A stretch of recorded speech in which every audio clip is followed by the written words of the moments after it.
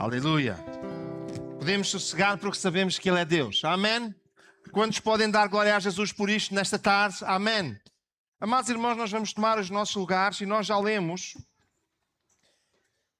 que Jesus disse: é-me dado todo o poder no céu e na terra. Não sei se por acaso vocês repararam, mas o texto foi lido numa tradução que diz é-me dado todo o poder. Foi projetado numa tradução que diz é-me dado toda a autoridade. As duas palavras, elas aparecem em conjunto como com um sentido só: autoridade e poder. E eu quero dizer-vos que Jesus Cristo, Ele tem todo o poder.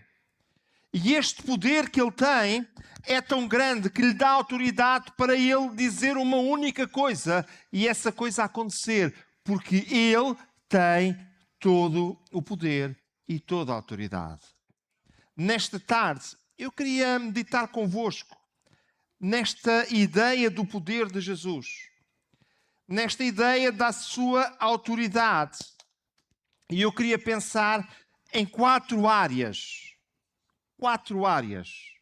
que Ele tem poder ou autoridade.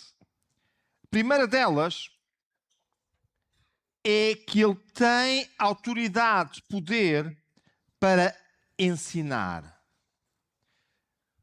Eu não sei se vocês gostam de aprender. É preciso quem ensine para que nós possamos aprender.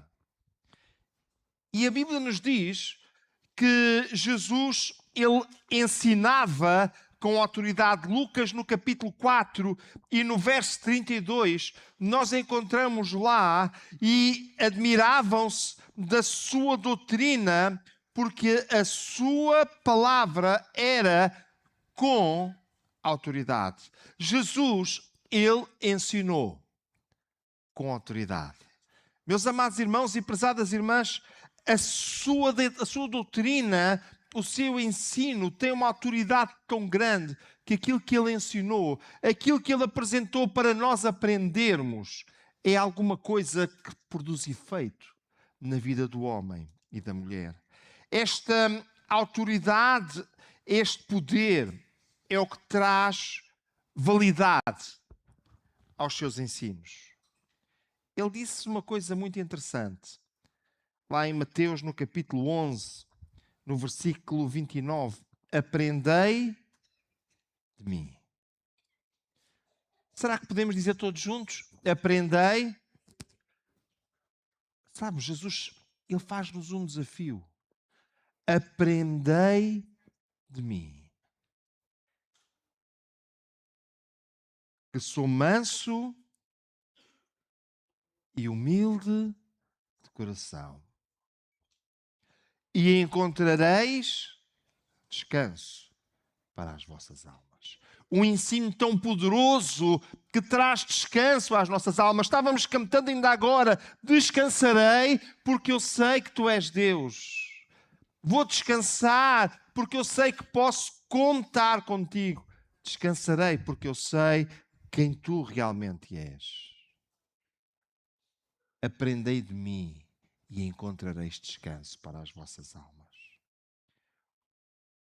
Este ensino de Jesus é tão importante que Ele desafia a igreja, desafia a cada um de nós, a que possamos levar este ensino por todos os lugares. É algo tão bom que não pode ficar confinado a 2 ou 3. É algo tão importante que não pode ficar confinado a um pequeno grupo, mas ele deve ser levado para todos os lugares. Lá no Evangelho de Mateus, capítulo 28, e no verso 19, na sequência do texto que nós lemos, Jesus, Ele disse: ide e ensinai todas as nações. Ide e ensinai todas as nações. E que ensino ele pretendia que fosse ensinado? O ensino dele, o ensino que ele trouxe para as nossas vidas. E, meus amados irmãos, quando as nações receberem o ensino de Jesus, eu acredito que o nosso mundo vai ser melhor. Eu acredito que as famílias vão ser melhores. Eu acredito que toda a convivência vai ser melhor, porque o ensino de Jesus é poderoso e traz algo especial para as nossas vidas. Aleluia!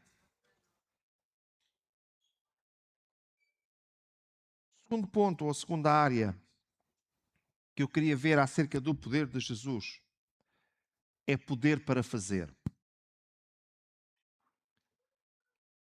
Deixem-me contar-vos uma história. Esta semana tive a oportunidade de conversar, eu gosto muito de conversar com os jovens, como vocês já sabem, de conversar aí com um adolescente, um jovenzinho. Estávamos a falar sobre a escola e eu disse, então, e como é que está a correr a escola?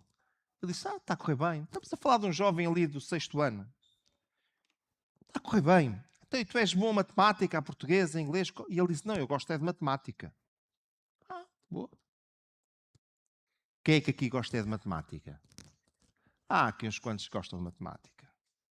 E eu perguntei-lhe assim, então, e sabes a tabuada? E ele olhou para mim com um ar assim muito sério e disse, claro. Então, isso é o básico. E eu fiz-lhe uma pergunta assim, daquelas perguntas que nós tiramos do bolso. Eu disse assim, então, e sabes a tabuada do 22? Vocês estão-se a rir, sabem o que é que ele fez? 22 vezes 1, 22, 22 vezes 2, 44, 22 vezes 3, 66. E eu fiquei a olhar para ele, ele foi até ao fim, com um raciocínio super rápido, e eu fiquei, não digo mais nada porque ele está-me a ver e fico envergonhado.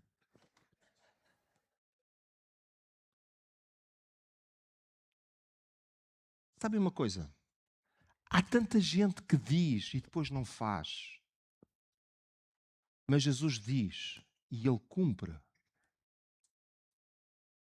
Jesus não apenas Ele fala dos assuntos, Jesus não apenas Ele fala das coisas, mas Ele fala e Ele consegue cumprir tudo aquilo que fala. Por isso, Ele tem autoridade, porque Ele tem poder para fazer. Lucas apresenta tão importante registar não apenas o que Jesus fez, mas também o que Jesus ensinou. No livro de Atos, no 1º capítulo e no 1º versículo, nós vemos que Lucas diz que fez o primeiro tratado ao Teófilo, referindo-se ao Evangelho de Lucas, acerca de não só o que Jesus Cristo andou a fazer, mas também o que ele andou a ensinar. O que ele ensina é importante, mas o que ele faz é importante. Sabem porquê? Porque Jesus tem poder.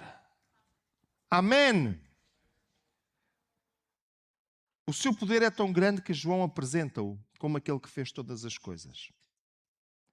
Logo no 1º capítulo e no versículo 3, diz que todas as coisas foram feitas por Ele. E sem Ele, nada do que foi feito se fez. Sabe o que é que João está dizendo? Jesus é aquele que tem poder para fazer. Amado irmão, prezada irmã, deixa-me dizer-te nesta tarde, Jesus continua a ser aquele que tem poder para fazer.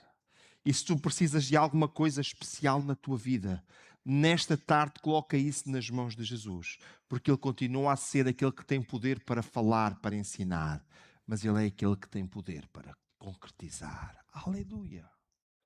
Estes sinais seguirão aos que creem. Sabe porquê? Porque Jesus, que está conosco, continua a ser aquele que tem poder para fazer. Amém! Os sinais apresentam-se como o cumprimento da palavra que é anunciada. Sabe que Jesus não apenas pregou, mas Ele fez sinais. E agora a Igreja do Senhor, ela é chamada para ir por todo lugar a anunciar a palavra. Mas diz que Jesus vai atrás, ou Jesus vai à frente, ou Jesus vai ao lado, para cumprir com os sinais. No Evangelho segundo São Marcos, no capítulo 16 e no versículo 20, diz, e tendo partido, pregaram por todas as partes. E não ficou por aqui. Cooperando com eles, o Senhor, e confirmando a palavra com os sinais que se seguiram. Amados irmãos, nós somos chamados para pregar que Jesus Cristo transforma vidas, vidas dos homens, vidas das mulheres, mesmo aquelas vidas mais desfeitas, mais destruídas. E eu acredito que Jesus Cristo, Ele quer intervir na vida dos homens e das mulheres, transformando essas vidas. Nós pregamos que Jesus Cristo cura, e sabe uma coisa? Jesus tem curado homens e mulheres ao longo dos anos. Nós pregamos que Jesus Cristo, Ele arranca homens e mulheres das amarras, das cadeias do vício, e ao longo dos anos homens e mulheres têm sido arrancados das cadeias do vício. Sabe porquê? Porque não é apenas a palavra, é o Jesus que tem poder para fazer cumprir a sua palavra. Aleluia! É tão fácil falar, não é? Mas o nosso Jesus consegue fazer cumprir.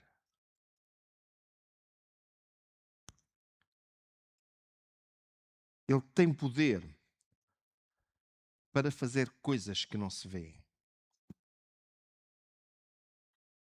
Olha, há coisas que todos nós vemos. Há coisas que nós não vemos.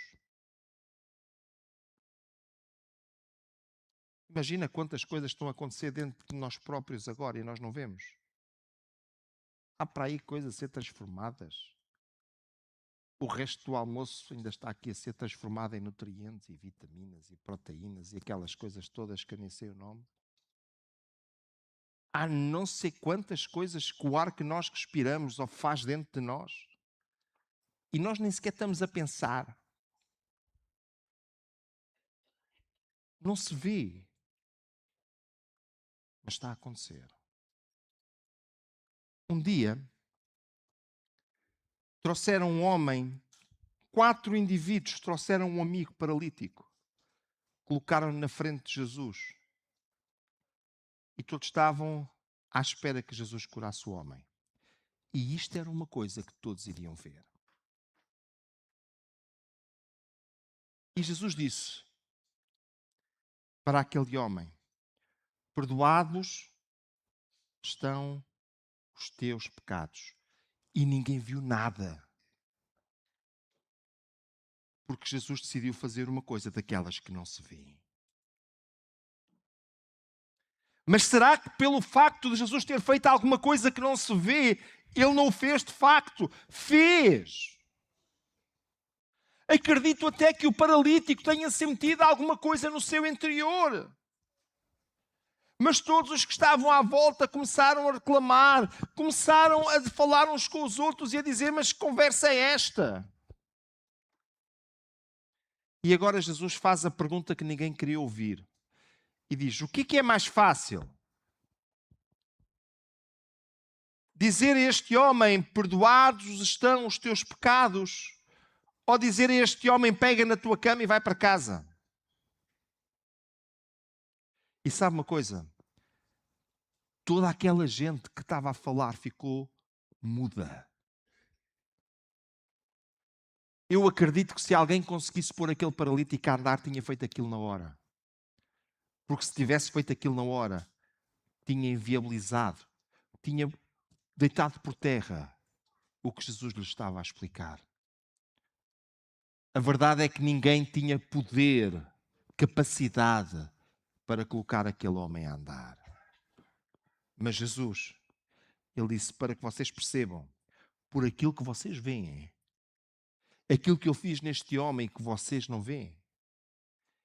Ele disse ao paralítico: pega na tua cama e vai para a tua casa. E à medida que aquele homem pega na sua cama e começa a caminhar, cada passo que ele dava, na mente daquelas pessoas dizia: Jesus realmente perdoou os pecados daquele homem, porque isto é uma coisa que ninguém conseguia fazer. Eu não vi nada dos pecados, porque não é coisa que se possa ver, mas eu vi o homem caminhar, e é coisa que ninguém conseguiria fazer. Amados irmãos, prezadas irmãs, Jesus quer perdoar os meus pecados, os teus pecados, e Ele tem poder para fazer isto. mas Ele também quer operar coisas que todos podem ver e testemunhar que Jesus fez, para que aquilo que não se vê possa ser confirmado com aquilo que se vê.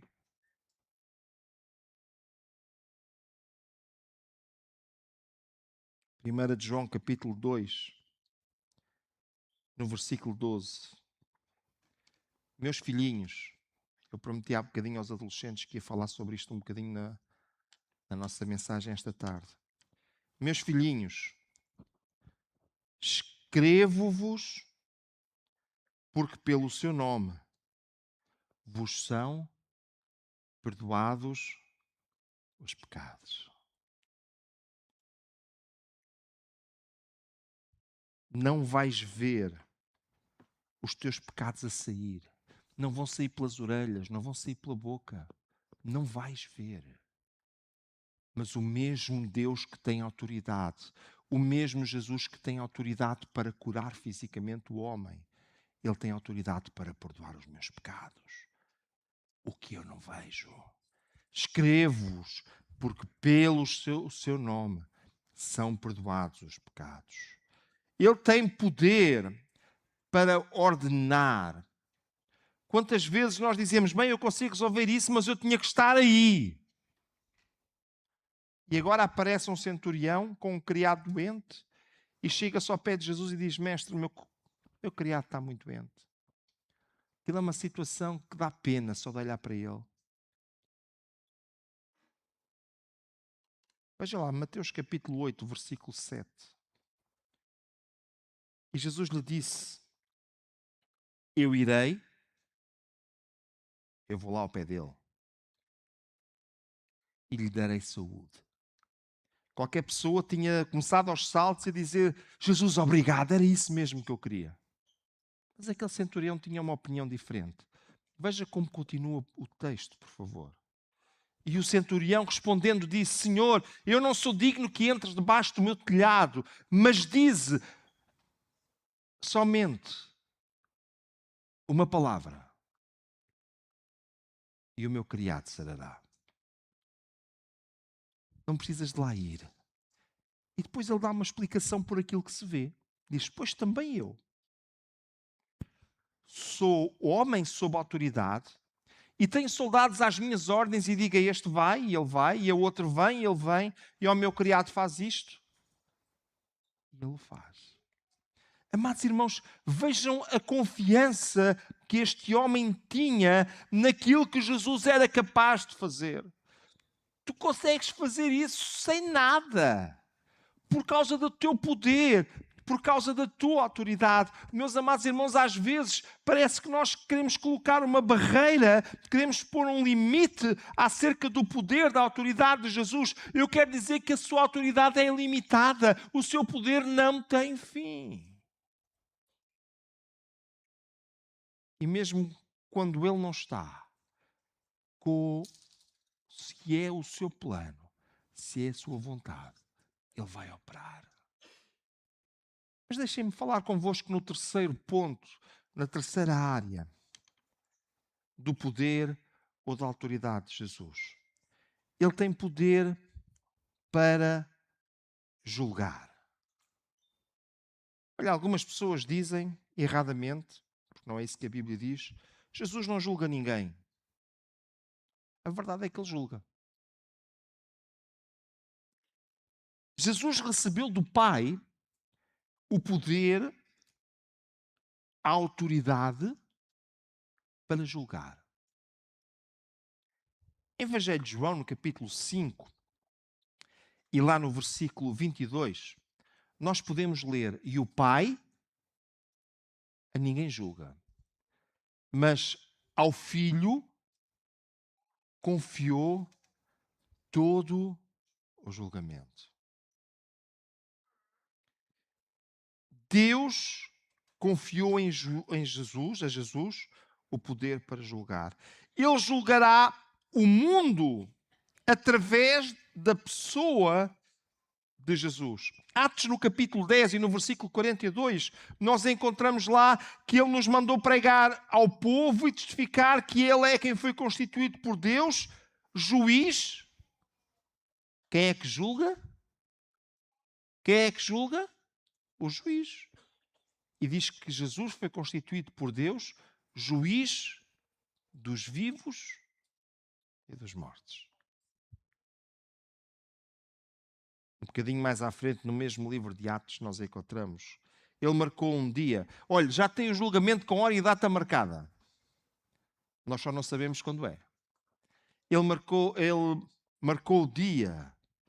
Ele preparou o dia em que vai julgar o mundo com justiça por meio do homem que escolheu. Encontramos isto lá em Atos 17, 31.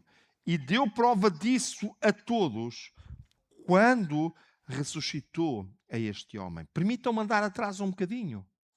O que é que o povo tinha visto? O que é que o povo conseguia observar? Jesus ressuscitou. E agora o apóstolo Pedro prega, mas ele vai julgar-vos. E sabe uma coisa? Tinha um impacto tão grande. Com justiça há de julgar o mundo. Jesus foi enviado ao mundo não com o objetivo de ser aquele juiz que vai encontrar um pretexto para julgar, para condenar. Mas Jesus foi enviado ao mundo como aquele que vai fazer de tudo para que o homem não seja condenado neste julgamento. É interessante percebermos que o juiz de toda a terra, vem a este mundo para evitar que o homem seja condenado. Coisa tão extraordinária. No Evangelho segundo São João, no capítulo 3 e nos versículos 17 e 18, nós encontramos lá o propósito. E o propósito é este: Deus mandou o seu Filho para salvar o mundo e não para julgá-lo ou para condená-lo, dependendo da tradução. Aquele que crê no Filho não é julgado ou não é condenado, mas quem não crê já está condenado, porquanto não crê no Filho único de Deus. Amados irmãos, tentemos olhar com atenção. Jesus veio ao mundo não para que o mundo fosse condenado, mas para que o mundo fosse salvo por ele.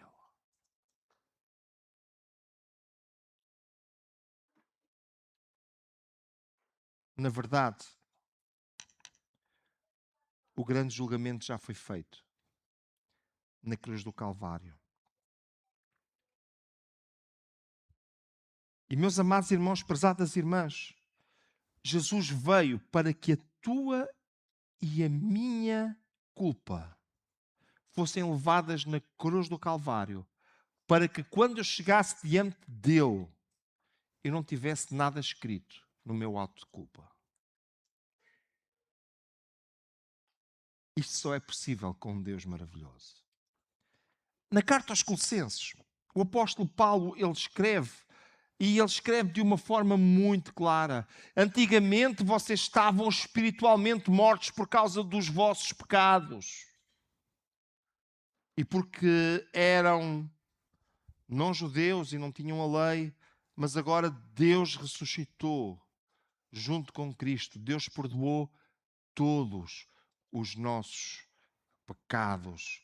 No capítulo 2, nos versículos 13 e no versículo 14 ainda, diz: havendo, lá na tradução revista e corrigida, diz: havendo riscado a cédula que era contra nós. Na NTLH, que os irmãos têm aqui projetada, diz: e ele anulou a conta da nossa dívida com os seus regulamentos que éramos obrigados a obedecer. Ele acabou com essa conta, pregando-a na cruz. Os nossos pecados colocavam uma conta enorme sobre nós. Mas Jesus pegou nessa lista e pregou-a na cruz do Calvário. E agora, quando nos apresentamos diante deste juiz, investido de autoridade para julgar.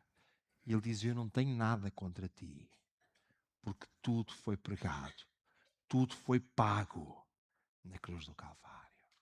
Jesus Cristo, ele é aquele que tem poder para julgar, mas ele é aquele que paga o preço do nosso pecado. Em Romanos, no capítulo 8 e no versículo 1, um texto que nós tão bem conhecemos, diz: portanto, agora nenhuma condenação há para os que estão em Cristo.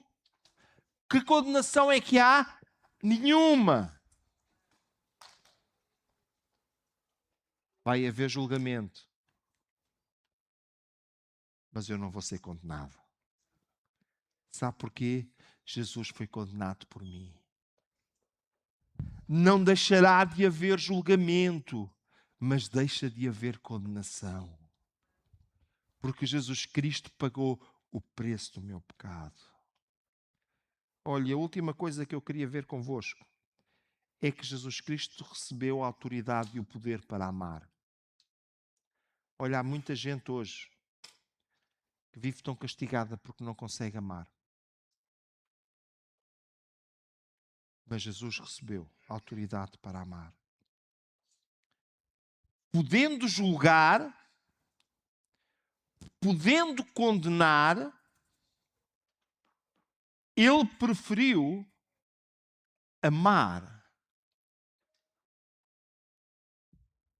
Isto é uma questão volitiva, uma questão da vontade. Ele, tendo nas suas mãos condenar, ele preferiu absolver num ato de amor. A Bíblia fala-nos acerca de um episódio em que vários homens trouxeram diante de Jesus uma senhora que foi apanhada certamente com um homem em adultério. Eles trouxeram só a mulher. Colocaram-na lá no meio e disseram: mestre, a lei diz que quando uma pessoa é apanhada em flagrante, ela deva ser apedrejada. E agora o que é que tu dizes? Ele disse: não, então a lei diz para apedrejar, vamos lá. O primeiro de vocês que não tiver pecados, faz favor de começar a tirar as pedras.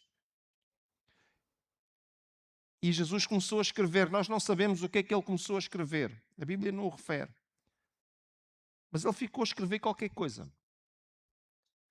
E cada vez que ele olhava à volta, ele sentia-se mais sozinho. E ele continuava a escrever. E a determinada altura ele olha para aquela mulher e diz: então, mas essa gente toda não veio contigo para te apedrejar? Eles não vieram todos para te atirar pedras? Onde é que eles estão? Eles foram-se todos embora, mestre. Tu fizeste uma pergunta destas a dizer que quem não tiver pecado que atire pedras, e eles foram-se todos embora. E Jesus faz-lhe uma pergunta: então, mas ninguém te condenou?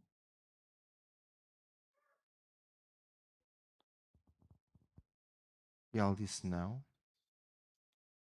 E acredito que lá no seu íntimo ela estava na dúvida: será que ele agora vai atirar-me com pedras? Porque ela olhava para Jesus e ela via que Jesus realmente não tinha pecado. Só que Jesus diz-lhe uma coisa. Veja lá João capítulo 8, no versículo 10. Endireitando-se Jesus e não vendo ninguém mais do que a mulher, disse-lhe: mulher, onde estão aqueles teus acusadores? Ninguém te condenou? Eles vinham tão lançados. Sabe o que é que ela disse? Não, eles não me condenaram. E agora Jesus ele acrescenta alguma coisa muito interessante. Nem eu também condeno. Eu posso, mas eu não o vou fazer. E disse-lhe alguma coisa muito interessante. Vai em paz, vai, e não peques mais. Há muitas pessoas que são convidadas para vir a Jesus e dizem: não, eu qualquer dia eu vou mudar a minha vida e depois eu vou a Jesus. Não, eu qualquer dia eu vou ser suficientemente bom para ir a Jesus. Eu quero dizer que Jesus não está à espera de ninguém que seja suficientemente bom. Ele está-te convidado a vir como tu és, com os teus problemas, com os teus pecados, com os teus defeitos, alguns que nem tu gostas. Mas Jesus quer fazer uma coisa na tua vida. Ele quer perdoar-te e Ele quer mudar a tua vida. Ele não quer que tu venhas porque tu mudaste. Ele quer que tu venhas para dar-lhe a oportunidade de Ele mudar a tua vida. Este é um ato de amor.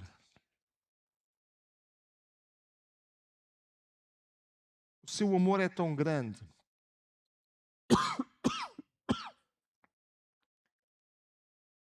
que Ele até ama os que o odeiam. Ele até ama os que o odeiam.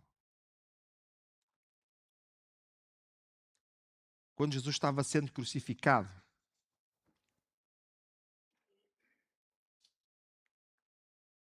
Ele olhou para aqueles que o estavam crucificando e disse, lá em Lucas, no capítulo 23 e no verso 34,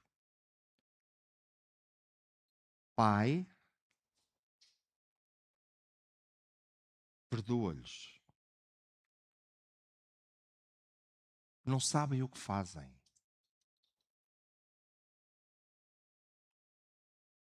Jesus estava sentindo dor, estava sentindo injustiça e estava liberando perdão. Estava sentindo a dor do sofrimento e ao mesmo tempo estava dizendo, Pai, perdoa-lhes.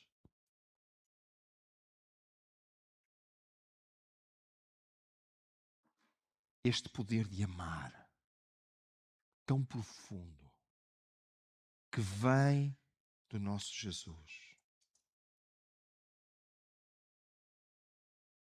Este amor que não espera ser correspondido. Toda a gente gosta de ser correspondida no seu amor. Mas sabe uma coisa? Jesus não ama ninguém por correspondência. Ele ama independentemente daquilo que os outros façam. Na carta aos Romanos, no capítulo 5 e no versículo 8, o apóstolo Paulo, ele deixa lá um texto muito importante sobre isto. Deus prova o seu amor para conosco, em que Cristo morreu por nós, sendo nós ainda pecadores. Deus prova quando nós éramos ainda pecadores. Quando nós éramos ainda pecadores, Ele não fez uma prova pequenina. Ele deu a sua própria vida numa morte cruenta, dolorosa. E Deus provou o seu amor, dando a sua vida por nós na cruz do Calvário, quando ainda nós éramos pecadores. Quando nós o amamos porque Ele nos amou. Como diz João lá na primeira carta, e no capítulo 4, verso 19, nós o amamos porque Ele nos amou primeiro. Olha, antes que eu existisse, antes que eu fizesse alguma coisa, Ele já tinha amado. Amados irmãos, é um poder tão grande para, sem nenhum motivo, dispensar amor. E de uma forma tão profunda. Dispensar amor e de uma forma tão grande. No versículo 10 deste mesmo livro, deste mesmo capítulo, João escreveu: nisto consiste o amor, não em que nós tenhamos amado a Deus, mas em que Ele nos amou e enviou o seu Filho como propiciação pelos nossos pecados. Nisto consiste o amor. Meu amado irmão, ao longo desta meditação tenho falado convosco sobre 4 formas ou 4 manifestações do amor de Deus. 4 manifestações do poder de Deus, queria eu dizer. O seu poder é imenso. Nós não conseguimos sequer entender de forma plena. Mas o seu poder, a sua autoridade começa com o seu ensino. Aquilo que Ele deixou para nós aprendermos, para nós vivermos. Mas não fica apenas em palavras. O seu poder, a sua autoridade continua com aquilo que Ele fez e que Ele faz e que Ele continua a fazer.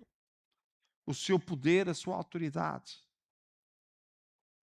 vai até a autoridade que Ele tem para julgar. E deixe-me só acrescentar uma pequena coisa sobre isto.